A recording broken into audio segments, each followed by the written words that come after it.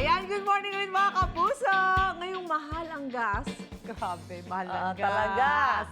Tipidity muna tayo. Pati dapat sa pagluluto, di ba, Ate Su? Ay, tama ka dyan, Lynn. Heto nga si Chef JR, may bibida sa ating ngayong umaga na isang masarap at kakaibang pagkain na hindi raw kakailanganin ng gas. Oh, Aba, totoo ba yan? Ano kaya yung panluto dyan? Yan po ang tinapang liempo.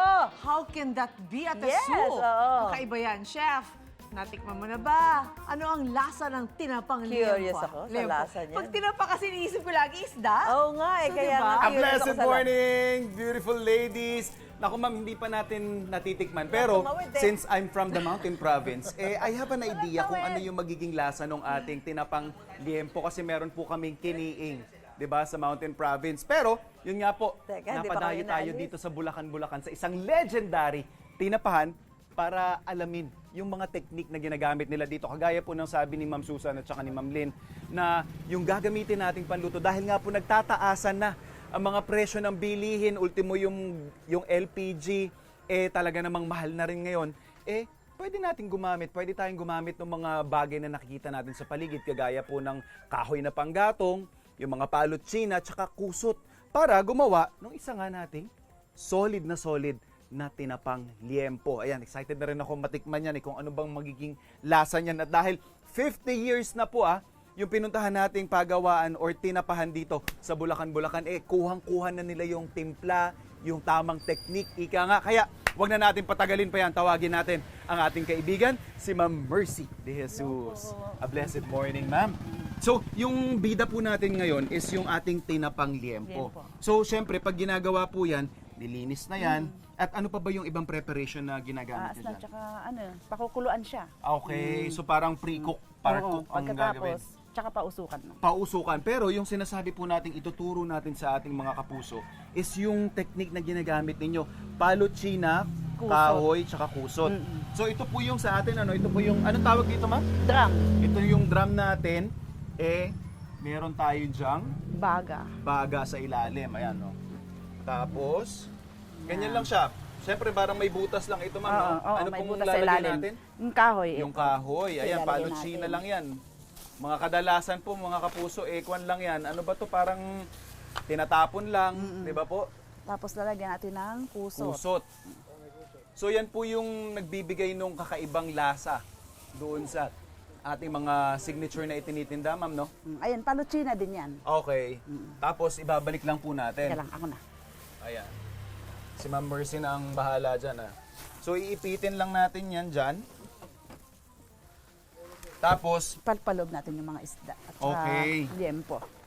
ayan na siya. Ito yung ating mga... Ayan, ito muna. Ayan. Ano Pwede tawag naman dito, kasi ma'am? yung pagsabayan ng isda at saka yung liempo. Pwede naman po, yan. Siyempre, Kasi isang proseso ng pagpapausok. so itong liempo naman natin, ma'am, gaano po ba ito katagal na Ayun muna. pine-prepare? Ito. I mean, bago pinauusukan? Ito namang liempo, pinakukulan natin sa loob ng 15 to 20 minutes. 15 to 20 minutes. Tapos tsaka natin pausukan sa loob ng 1 oras. So itong Teka lang. pagpapausok natin na ito, 15 minutes lang ito, ma'am. Ay, 1 hour. 1 hour. So tapos yung Aabot temperature siya. nito, ma'am, mababa lang naman, ano? Oo, mahina So lang kontrolado lang po yung usok na naging infused, kumbaga. Para doon sa alalay atin. lang siya, Alalay lang, oo. Kaya importante po na tatakpan natin siya kasi, syempre, science, kapag may airflow, apoy po yan. Aapoy yan, malakas Kaya ang apoy. babantayan natin yan ng maigi. Tapos ba't nyo po naisip na gumawa ng tinapang liempo? Kasi, di ba, yung chicken namin. Opo. Yung ibang customer, naghahanap sila ng kakaiba. Okay. Kaya sabi, bakit hindi namin subukan yung baboy naman? So ito na, yung Oh, tinapang yun na yun. liempo na. Siyempre may tinapang isda tayo, may tinapang manok, may tinapang liempo. Magkano naman po or ilang kilo naman po? Yung sa baboy naman kasi, yung liempo namin, by order lang. Okay. Kaya, minsan, 10 kilos mahigit sa isang araw. Sa isang araw. Magkano naman po ang per kilo ng ating tinapang baboy? 450 yun, may kasamang special na suka. May kasama ng suka yan, ha? Na kayo rin po ang gumagawa, yung timpla May ninyo. mga tao akong tigagawa.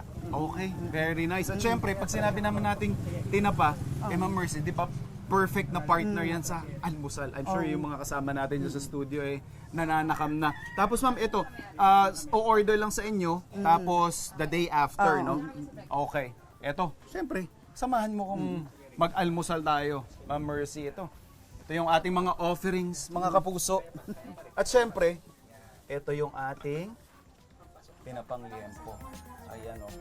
At yung may special na suka. Choose your weapon na lang mga kapuso kung anong sinangag din nyo, or anong kanin nyo, sinangag ba yan, or steamed rice lang. Compared po doon sa kiniing na kinalakihan namin, mas mild yung pagka-smoky niya. Perfect, I think. Na nagko-contrast lang yung smoky aroma flavor niya doon sa fat nung ating liempo kasi malambot na malambot yung liempo eh. Kumpara po kasi dun sa aming kiniing, eh medyo mas matigas na yung parang taba nito sa kalaman. And another good thing, yung sa smoking process po natin mga kapuso, eh napapahaba yung shelf life ng ating protein, di ba po?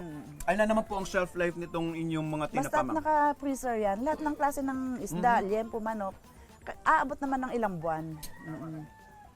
Kailangan naka-freezer lang. Freezer, pag sa chiller naman, mga... Mga 1 week siguro. Alright, mga kapuso. Ini-enjoy ko pa yung lasa ng ating tinapang liempo. Kita nyo naman, solid na solid. $4.50, may kasama ng special na suka. Ma'am Mercy, 50 years lang naman sila in the business mga kapuso. Solid na solid. At syempre, yung mga gantong legendary na food adventure, sino pa bang aasahan ninyo? Laging tumutok sa inyong pambansang morning show kung saan laging una ka. Unang hirit! Wait! Wait lang! Huwag mo muna i-close. Mag-subscribe ka na muna sa GMA Public Affairs YouTube channel para lagi kang una sa mga latest kwento at balita. I-follow mo na rin ang official social media pages ng Unang Hirit. Thank you. O sige na,